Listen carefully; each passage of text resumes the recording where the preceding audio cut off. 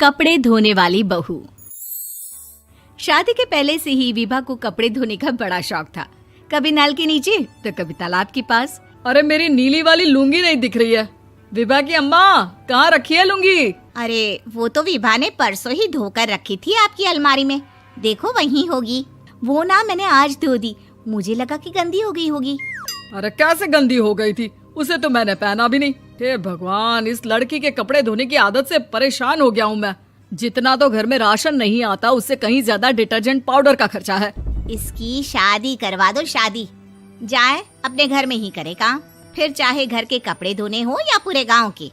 हाँ ठीक बोल रही हूँ, देखता हूँ मैं कोई लड़का। वो दिन भी आ जाता है जब विभा को देखने लड़के वाले आ जाते हैं। लड़की मुझे अच्छी लगी।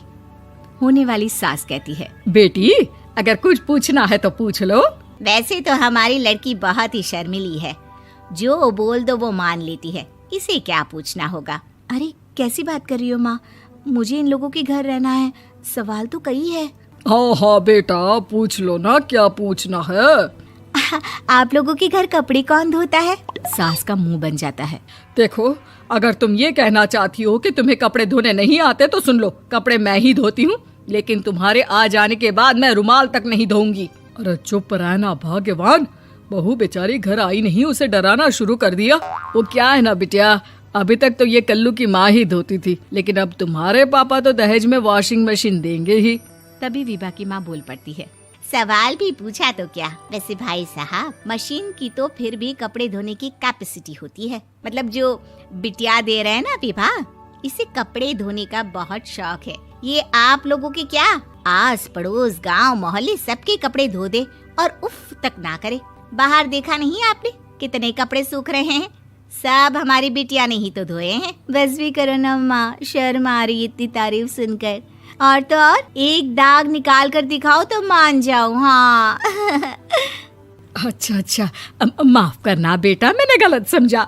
हमें तो रिश्ता बहुत पसंद है। और ऐसे जुड़ जाता है रिश्ता कपड़े धोने का शौक रखने वाली विभा का। उसकी शादी हो जाती है कोयला फैक्ट्री में काम करने वाले कल्लू के साथ। शादी के बाद अचानक विभा चिल्लाती हुई सास के पास आती है। सासू माँ, अरे सासू माँ कहाँ है आप? ये तो धोखा है, धोखा दिया आप लोगों ने मुझे। इसे ससुर के चक्कर के बारे में पता चल गया। अरे तो उसमें तुझे क्यों धोखा मिला है? अरे नल में पानी नहीं आता, कपड़े कैसे कब धुलेंगे? अच्छा, तू पानी नहीं आ रहा उसकी बात कर रही है। तो आपने क्या सोचा? कुछ नहीं। अच्छा, तेरी माँ ने कहा था कि कपड़े धोने का शौक है तुझे, याद आया मुझे। शौक बोलकर कपड़े धोने वाले मेरे जुनून को कम ना आके सासू माँ, कपड़ा धोना मेरा गुरूर है। तभी पति भी वहाँ आ जाता है। अभी मैंने इसे सनी देओल की फिल्म दिखाई है, उसी के डायलॉग मार रही है माँ। अच्छा सुन, साफ साफ बता रही हूँ, पानी सुबह 4 से 6 और शाम को 10 से 12 आता है, समझी? विभा टाइमिंग सुनकर हैरान हो जाती है।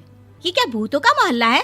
सुबह 4 बजे उठकर कौन कपड़े धोता है? 4 बजे टंकी में पानी जाता है, फिर सारा दिन धोना ना, किसने मना किया?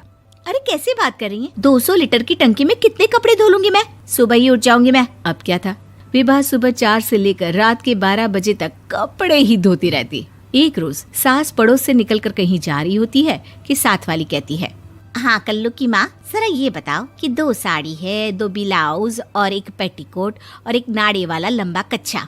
हाँ तो? अरे तो क्या, कितना लोगी धुलाई ये बताओ। धोबन दिख रहे हैं हम क्या?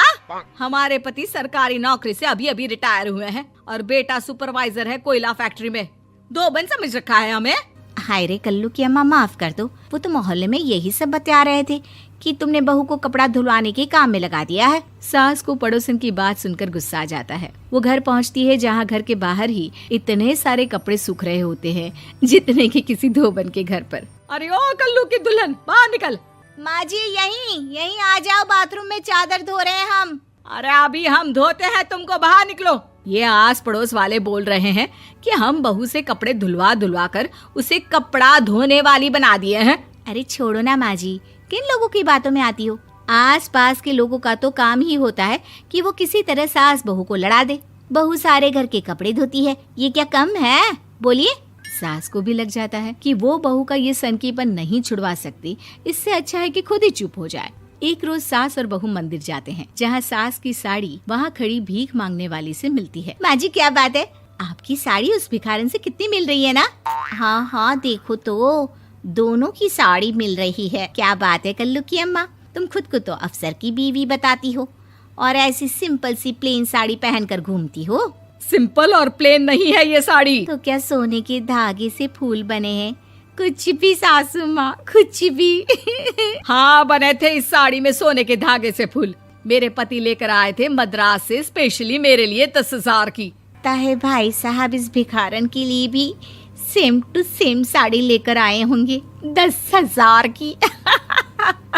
सास उस वक्त तो कुछ नहीं कहती, लेकिन बहू के साथ घर आती है और अलमारी से एल्बम निकाल कर लाती है। ये साड़ी देख रही है, ये वही साड़ी है जिसे मैंने अभी पहना था। इस साड़ी में ये जो चमकदार फूल दिख रहे हैं ना, ये सोने के धागों से काढ़े गए हैं। लेकिन तू लोकल वॉशिंग मशीन ब्रश से घिस घिस कर सारे फूलों को निकाल कर साड़ी प्लेन कर दी। मुझे माफ कर दीजिए सासू माँ। और तो और, जब मैंने तुझे तेरी गलती के लिए कुछ नहीं कहा, लेकिन तूने तो सबके सामने मेरा मजाक ही बना दिया। क्यों? बहू को समझ में आ जाता है कि अब से उसका कपड़े धोना बंद।